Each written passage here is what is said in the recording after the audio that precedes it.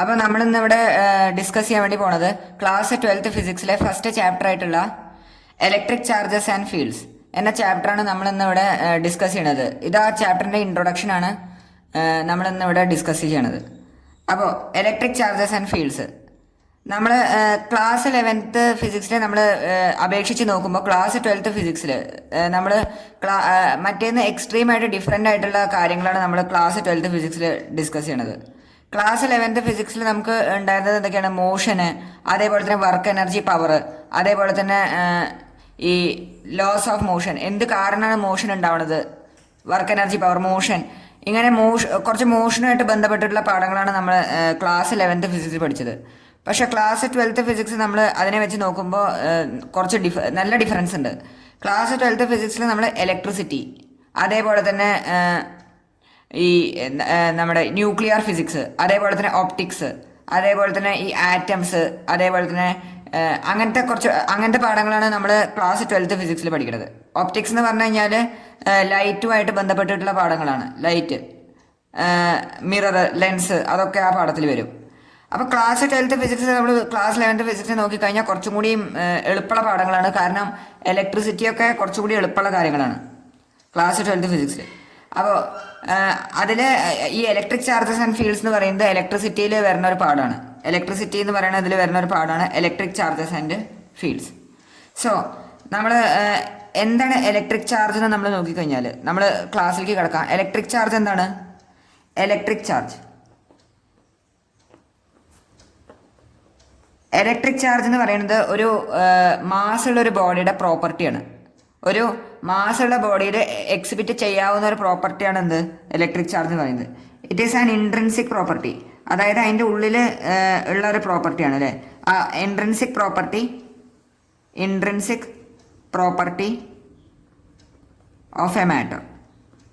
ഒരു മാറ്ററിൻ്റെ ഇൻട്രിൻസിക് പ്രോപ്പർട്ടിയാണ് എന്ത്? ഇലക്ട്രിക് ചാർജ് എന്ന് പറയുന്നത്. ഒരു മാറ്ററിൻ്റെ ഇൻട്രിൻസിക് പ്രോപ്പർട്ടിയാണ് ഇലക്ട്രിക് ചാർജ് എന്ന് പറയുന്നത്. ഈ ഇലക്ട്രിക് ചാർജ് രണ്ട് ടൈപ്പ് ഇലക്ട്രിക് ചാർജ് ഉണ്ട്. ഒന്ന് പോസിറ്റീവ് ചാർജും ഒന്ന് നെഗറ്റീവ് ചാർജും. പോസിറ്റീവ് ചാർജ്, നെഗറ്റീവ് ചാർജ് എന്ന് പറഞ്ഞിട്ട് രണ്ട് ടൈപ്പ് ഇലക്ട്രിക് ചാർജാണ് എന്ത് ചെയ്യുക ഈ ലോകത്ത് എക്സിബിറ്റ് ചെയ്യുന്നത്, ഈ ലോകത്ത് ഉള്ളത് അല്ലേ.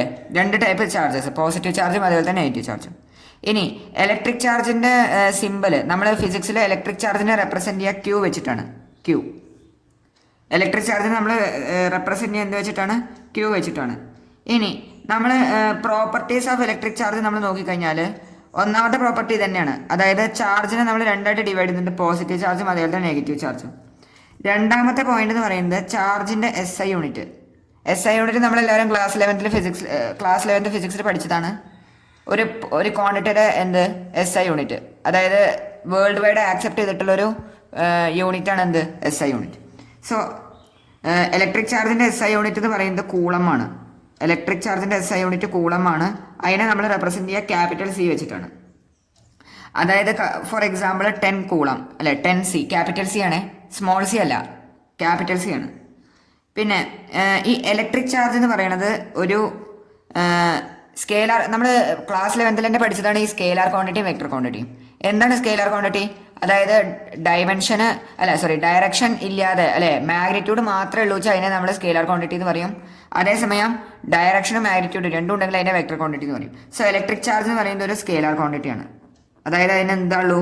മാഗ്നിറ്റ്യൂഡ് ഉള്ളൂ, എന്തില്ല? ഡയറക്ഷൻ ഇല്ല, മാഗ്നിറ്റ്യൂഡ് മാത്രമേ ഉള്ളൂ. പിന്നെ നാലാമത്തെ പോയിന്റ് എന്ന് പറയുന്നത് എല്ലാ ചാർജിനും എന്തുണ്ടാവും? എല്ലാ ചാർജിനും മാസ് ഉണ്ടാവും. പക്ഷേ എല്ലാ മാസിനും എന്തുണ്ടാവണമെന്നില്ല? Every mass need not be a charge അല്ലേ. ചാർജ് എക്സിസ്റ്റ് ചെയ്യണം വെച്ചാൽ ഒരു മാസുള്ള ബോഡിയിൽ മാത്രമാണ് ചാർജ് എക്സിബിറ്റ് ചെയ്യുള്ളൂ അല്ലേ. മാസുള്ള ഒരു ബോഡിയിൽ മാത്രമാണ് ചാർജ് ഉണ്ടാവുള്ളൂ. പക്ഷേ മാസുള്ള ഒരു ബോഡീന് എപ്പോഴും ചാർജ് ഉണ്ടാവണമെന്ന് എന്തില്ല? നിർബന്ധമില്ല. മാസുള്ളൊരു ബോഡിന് എപ്പോഴും ചാർജ് ഉണ്ടാവുന്നെന്ന് നിർബന്ധമില്ല. സോ അത് ഒരു ഇമ്പോർട്ടൻ്റ് ആയിട്ടുള്ള പോയിന്റാണ്. സോ നമ്മൾ ഈ ക്യാരക്ടറിസ്റ്റിക്സ് അല്ലെങ്കിൽ പ്രോപ്പർട്ടീസ് ഓഫ് ഇലക്ട്രിക് ചാർജ് നമ്മൾ ചോദിച്ചു കഴിഞ്ഞാൽ ഈ പോയിന്റ്സ് ഒക്കെയാണ് എഴുതേണ്ടത്, ഈ 4 പോയിന്റ്. അതായത് രണ്ട് ടൈപ്പ് ചാർജ് ഉണ്ട്, ഒന്ന് പോസിറ്റീവ് ചാർജ്, ഒന്ന് negative charge. SI unit of charge എന്ന് പറയുന്നത് കൂളമാണ്, C അല്ലെ, ക്യാപിറ്റൽ C. പിന്നെ ഇലക്ട്രിക് ചാർജ് എന്ന് പറയുന്നത് ഒരു സ്കേലാർ ക്വാണ്ടിറ്റി ആണ്. അതേപോലെ തന്നെ എല്ലാ ചാർജിനും മാസ് ഉണ്ടാവാം. എല്ലാ ചാർജിനും മാസ് ഉണ്ട്, പക്ഷെ എല്ലാ മാസിനും എന്തുണ്ടാവണമെന്നില്ല, ചാർജ് ഉണ്ടാവണമെന്ന് നിർബന്ധമില്ല. പിന്നെ വേറൊരു ഇമ്പോർട്ടൻറ്റ് പോയിന്റ് എന്ന് പറയുന്നത് ചാർജ് രണ്ട് ടൈപ്പ് ഉണ്ട്, പോസിറ്റീവ്. ഈ ചാർജും അതേപോലെ തന്നെ മാസും തമ്മിലുള്ള ഡിഫറൻസ് ചോദിക്കാം. ചാർജും അതേപോലെ തന്നെ മാസും തമ്മിലുള്ള ഡിഫറൻസ്. സോ നമുക്ക് ഏകദേശം നല്ല ഡിഫറൻസ് ഉണ്ട്. ഈ മാസും അതേപോലെ തന്നെ ചാർജ് തമ്മിൽ നല്ല ഡിഫറൻസ് ഉണ്ട്. ചാർജിന് രണ്ടെണ്ണമാണ് ഉള്ളത്, പോസിറ്റീവ് ചാർജ് നെഗറ്റീവ് ചാർജ്. പക്ഷെ മാസിന് ഒരിക്കലും എന്ത് ചെയ്യാൻ പറ്റില്ല, നെഗറ്റീവ് ആവാൻ വേണ്ടിയിട്ട് സാധിക്കില്ല. മാസ് എപ്പോഴും എന്താവും, പോസിറ്റീവ് ആവും ഉണ്ടാവുള്ളൂ. മാസ് ഒരിക്കലും എന്താവില്ല, നെഗറ്റീവ് ആവില്ല. സോ അതൊരു ഡിഫറൻസ് ആണ്, ചാർജും മാസും തമ്മിലുള്ള ഡിഫറൻസ്.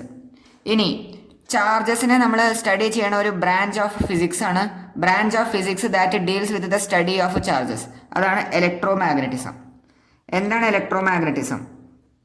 ഇലക്ട്രോ മാഗ്നറ്റിസം അതായത് branch of physics that deals with study of charges, അല്ലേ? ചാർജസിനെ കുറിച്ച് പഠിക്കണ ഫിസിക്സിന്റെ ഒരു ശാഖയാണെന്ത്, ഇലക്ട്രോ മാഗ്നറ്റിസം. ഇനി ഈ ഇലക്ട്രോ മാഗ്നറ്റിസത്തിനെ രണ്ടായിട്ട് ഡിവൈഡ് ചെയ്തിട്ടുണ്ട്. ഇലക്ട്രോ മാഗ്നറ്റിസത്തിന് തന്നെ വരുന്ന രണ്ട് ബ്രാഞ്ചസ് ഉണ്ട്. അതിലൊന്നാണ് ഇലക്ട്രോസ്റ്റാറ്റിക്സും അതേപോലെ തന്നെ രണ്ടാമത്തെ ബ്രാഞ്ചാണ് ഇലക്ട്രോഡൈനാമിക്സ്. ഇലക്ട്രോസ്റ്റാറ്റിക്സിൽ ചാർജ് റെസ്റ്റിലാവണ പ്രോപ്പർട്ടീസാണ് നമ്മൾ ഇലക്ട്രോസ്റ്റാറ്റിക്സിൽ പഠിക്കുക. ചാർജ് അവിടെ എന്താണ്, റെസ്റ്റിലാണുള്ളത്, ചാർജ് അറ്റ് റെസ്റ്റ്. സ്റ്റാറ്റിക്സ് എന്ന് പറഞ്ഞാൽ എന്താണ്, റെസ്റ്റ്, അല്ലേ? അവിടെ ചാർജ് എന്താണ്, റെസ്റ്റിലാണുള്ളത്. അതേപോലെ തന്നെ ഇലക്ട്രോ ഡൈനാമിക്സ് എന്ന് പറഞ്ഞു കഴിഞ്ഞാൽ ചാർജ് അവിടെ മോഷനിലാണ്. ഡൈനാമിക്സ് എന്ന് പറഞ്ഞാൽ എന്താണ്, മോഷൻ. ഡൈനാമിക്സ് എന്ന് പറഞ്ഞു കഴിഞ്ഞാൽ മോഷനാണ്. സ്റ്റാറ്റിക്സ് എന്ന് പറഞ്ഞു കഴിഞ്ഞാൽ ചാർജ് അവിടെ റെസ്റ്റിലാണ്. ഡൈനാമിക്സ് എന്ന് പറഞ്ഞു കഴിഞ്ഞാൽ അവിടെ ചാർജ് എന്തിലാണ്, മോഷനിലാണ്. ചാർജ് മോഷനിലാവുമ്പോൾ എന്തൊക്കെ കാര്യങ്ങളാണ് ഉള്ളത് അതിനെക്കുറിച്ച് പഠിക്കുന്ന ശാഖയാണ് ഇലക്ട്രോ ഡൈനാമിക്സ്. ഇനി ക്ലാസ് 12th ഫിസിക്സിൽ നമുക്ക് ഇലക്ട്രിസിറ്റിയിൽ 8 ചാപ്റ്ററാണ് ടോട്ടലായിട്ടുള്ളത്. 8 ചാപ്റ്റർ. ഈ 8 ചാപ്റ്ററിൽ ആദ്യത്തെ 2 പാഠങ്ങൾ, അതായത് ഇലക്ട്രിക് ചാർജസ് ആൻഡ് ഫീൽഡ്സും അതായത് ഇലക്ട്രോസ്റ്റാറ്റിക് പൊട്ടൻഷ്യൽ ആൻഡ് കപ്പാസിറ്റൻസ്, ഈ 2 ചാപ്റ്ററും ഇലക്ട്രോസ്റ്റാറ്റിക്സിലാണ് വരിക. അതായത് ചാർജ് അറ്റ് റെസ്റ്റിൽ, അല്ലേ? അതിലാണ് നമ്മൾ ഈ 2 പാഠങ്ങൾ വരിക. ഫസ്റ്റ് 2 ചാപ്റ്റേഴ്സ്, ഒന്നാമത്തെ രണ്ടാമത്തെ ചാപ്റ്റർ. ഇനി 3ാമത്തെ പാഠം തൊട്ടിട്ട് 8ാമത്തെ പാഠം വരെയുള്ള എല്ലാ പാഠങ്ങളും ഇലക്ട്രോ ഡൈനാമിക്സിലാണ് വരിക. അതിൻ്റെ ഇടയിൽ കുറച്ച് 8ാമത്തെ പാഠത്തിലൊക്കെ രണ്ടും മിക്സ് ഉണ്ടാവും, എന്നാലും അധികം ഇലക്ട്രോ ഡൈനാമിക്സ് തന്നെയാണ് നമ്മൾ യൂസ് ചെയ്യുക, അല്ലേ? ഇലക്ട്രോ ഡൈനാമിക്സിലാണ് ഇത് വരിക. ചാർജ് ഇൻ മോഷൻ, അവിടെ ചാർജ് മോഷനിലായിരിക്കും ഉണ്ടാവുക. ചാർജ് റെസ്റ്റിലാണെങ്കിൽ ഇലക്ട്രോസ്റ്റാറ്റിക്സ്. സോ നമ്മുടെ ചാപ്റ്റർ ഏതിലാണ് വരാന്നുള്ളത് നമ്മൾ പറഞ്ഞു. ഏതിലാണ്? ഇലക്ട്രോസ്റ്റാറ്റിക്സ് എന്ന് പറയുന്ന ബ്രാഞ്ചിലാണ് വരിക.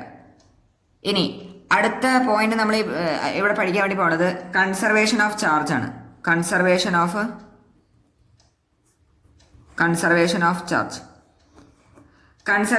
ചാർജ്. എന്താണ് conservation of charge? Charge can neither be created nor be destroyed. It can only be exchanged. അല്ലേ? നമുക്കൊരിക്കലും ഒരു ചാർജിന് എന്ത് ചെയ്യാൻ പറ്റില്ല, ക്രിയേറ്റ് ചെയ്യാനോ അല്ലെങ്കിൽ ഡെസ്ട്രോയ് ചെയ്യാനോ സാധിക്കില്ല. അതിനെ നമുക്ക് എന്ത് ചെയ്യാനും മാത്രമേ സാധിക്കുള്ളൂ, എക്സ്ചേഞ്ച് ചെയ്യുക അല്ലെങ്കിൽ ട്രാൻസ്ഫർ ചെയ്യാൻ വേണ്ടിയിട്ടാണ് നമുക്ക് എന്ത് ചെയ്യുള്ളൂ, സാധിക്കുള്ളൂ. അതിന് മാത്രമേ നമുക്ക് സാധിക്കുള്ളൂ. ഈ it can only B exchanged എന്നുള്ളതിന് ഒരു അർത്ഥമുണ്ട്. എന്താണ് അതെന്നുള്ളത് നമുക്ക് നോക്കാം. അപ്പം ഞാൻ പറഞ്ഞു it can only B exchanged, അല്ലേ? ഇറ്റ് ക്യാൻ അതായത് ചാർജിനെ നമുക്ക് എക്സ്ചേഞ്ച് ചെയ്യാൻ വേണ്ടിയിട്ട് മാത്രമാണ് സാധിക്കുള്ളൂ. അതിനെ നമുക്ക് ക്രിയേറ്റ് ചെയ്യാനോ ഡെസ്ട്രോയ് ചെയ്യാനോ സാധിക്കില്ല. അപ്പോൾ ഈ എന്താണ് it can only B exchanged എന്നുള്ളതിൻ്റെ അർത്ഥം എന്ന് നമുക്കൊന്ന് നോക്കാം. അതായത് നമ്മുടെ ഒരു ഐസൊലേറ്റഡ് സിസ്റ്റം ഉണ്ട്. ആ ഐസൊലേറ്റഡ് സിസ്റ്റത്തിൽ ഞാൻ 3 ചാർജസ് എടുത്തു. ഇതൊരു ഐസൊലേറ്റഡ് സിസ്റ്റമാണ്. ഈ ഐസൊലേറ്റഡ് സിസ്റ്റത്തിൽ ഞാൻ 3 ചാർജസ് എടുത്തു. 1 2 3. ഈ 3 ചാർജസിൽ അപ്പോൾ ഈ 3 ചാർജസിൽ ഈ ചാർജ് അല്ലെങ്കിൽ ഇങ്ങനെ വേണ്ട. ഇതൊരു ഐസൊലേറ്റഡ് സിസ്റ്റമാണ്. ഇതിൽ നമ്മൾ 3 ചാർജസ് എടുത്തു. ഈ ചാർജ് എന്ന് പറയുന്നത് +3 കൂളം. അതേപോലെ തന്നെ ഈ ചാർജ് എന്ന് പറയുന്നത് +1 കൂളം. അതേപോലെ തന്നെ ഈ ചാർജ് എന്ന് പറയുന്നത് -2 കൂളാണ് അല്ലേ. ചാർജിനെ പോസിറ്റീവായിട്ടും നെഗറ്റീവായിട്ടും എക്സിസ്റ്റ് ചെയ്യാം. ഇനി നമ്മൾ ഇതിനെ ഒന്ന് എന്ത് ചെയ്യാണ്, ഷേക്ക് ചെയ്യാണ്. ഒന്ന് ഷേക്ക് ചെയ്യണ സമയത്ത് ഇതിലുള്ള ചാർജസ് എന്ത് ചെയ്യാൻ തുടങ്ങും, പരസ്പരം എക്സ്ചേഞ്ച് ചെയ്യാൻ വേണ്ടിയിട്ട് തുടങ്ങും. അപ്പോൾ ഷേക്ക് ചെയ്തതിൻ്റെ ശേഷം ഇതിലുള്ള ചാർജ് ഡിസ്ട്രിബ്യൂഷൻ എന്ന് പറയുന്നത് ഈ ചാർജ് ആദ്യം +3 കൂളമായതുണ്ടായിരുന്നത് അത് +2 കൂളായി. അതേപോലെ തന്നെ ഈ ചാർജ് ആദ്യം ഉണ്ടായിരുന്നത് +1 കൂളായിരുന്നു, അത് +3 കൂളമായി. അങ്ങനെയാണെങ്കിൽ ഈ ചാർജ് എത്രയാവും എന്നാണ് ചോദ്യം. ഈ ചാർജ് എത്രയാവും? സോ ഇവിടെ നമ്മൾ കൺസർവേഷൻ ഓഫ് ചാർജ് നമ്മൾ അപ്ലൈ ചെയ്ത് കഴിഞ്ഞാൽ the net charge in an isolated system is constant എന്നാണ് ഉള്ളത്. Net charge in an isolated system is constant. So ഇത് എന്താണ്, ബിഫോർ ഷേക്കിംഗ് അല്ലെ, ഷേക്ക് ചെയ്യണതിൻ്റെ മുമ്പേ, ബിഫോർ ഷേക്കിംഗ്. ഇതെന്ന് പറയുന്നത് ആഫ്റ്റർ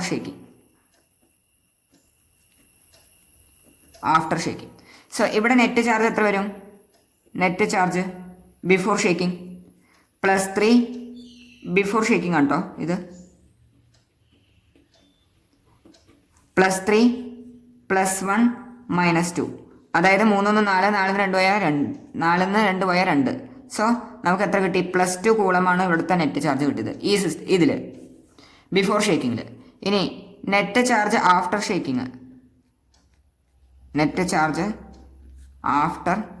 ഷേക്കിംഗ്, ഇവിടെയുള്ള ചാർജാണ് നമുക്ക് കാണേണ്ടത് കേട്ടോ. അതും എത്ര തന്നെ വരണം, ഈ +2 കൂളത്തിന് ഈക്വൽ ആവണം. എന്നാലാണ് അവിടെ കൺസർവേഷൻ ഓഫ് ചാർജ് എന്ത് ചെയ്യുള്ളൂ, സാറ്റിസ്ഫൈ ചെയ്യുള്ളൂ. സോ +2 +3 ഇവിടെയുള്ള ചാർജിന് നമുക്ക് x എന്ന് കൊടുക്കാം. So +x equal to net charge before ഷേക്കിങ്ങിന് ഈക്വൽ ആവണത് അല്ലേ. അതാണ് net charge before shaking is equal to net charge after shaking ആയാൽ മാത്രമാണ് കൺസർവേഷൻ ഓഫ് ചാർജ് സാറ്റിസ്ഫൈ ആവുള്ളൂ. സോ ഇതെന്തിനെ ഈക്വൽ ആവണം? +2 കൂളമിന് ഈക്വൽ ആവണം. സോ അതിന്ന് നമുക്ക് 2 ക്യാൻസൽ ആവും. അതിന്ന് നമുക്ക് x എത്ര കിട്ടും? -3 കൂളം എന്ന് കിട്ടും അല്ലേ. എക്സിൻ്റെ വാല്യൂ നമുക്ക് -3 കൂളം എന്ന് കിട്ടി. സോ ഇതാണ് എന്ത് അവിടെ നമ്മൾ എക്സ്ചേഞ്ച് അല്ലേ. അതിനെ ചാർജിനെ നമുക്ക് എന്ത് ചെയ്യാനേ സാധിക്കുള്ളൂ, നമുക്ക് ഒരിക്കലും ക്രിയേറ്റ് ചെയ്യാനോ ഡെസ്ട്രോയ് ചെയ്യാനോ സാധിക്കില്ല. അതിനെ നമുക്ക് എക്സ്ചേഞ്ച് ചെയ്യാൻ മാത്രമാണ് എന്ത് ചെയ്യുള്ളൂ, സാധിക്കുള്ളൂ. സോ ഇന്ന് നമ്മൾ ഇത്രയും കാര്യങ്ങളാണ് ഇന്ന് നമ്മൾ ഡിസ്കസ് ചെയ്യണത്. ഇന്ന് നമ്മൾ വെറുതെ ഒരു ഇൻട്രൊഡക്ഷൻ മാത്രമാണ് നൽകിയിട്ടുള്ളൂ. നാളെ തൊട്ട് നമ്മൾ ഈ ചാപ്റ്റർ കൂടുതലായിട്ട് നമ്മൾ നാളെ മനസ്സിലാക്കും.